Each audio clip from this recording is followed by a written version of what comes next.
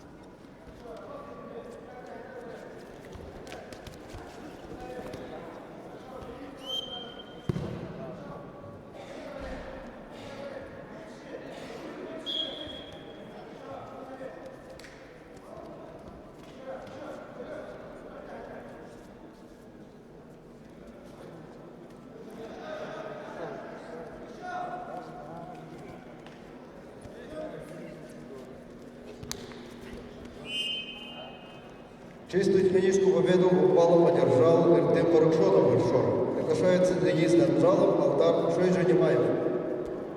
Шор 9.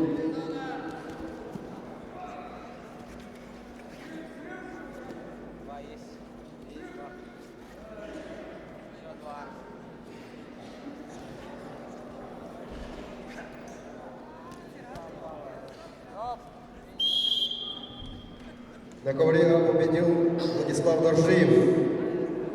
Приглашаются борцы веса 100 килограммов.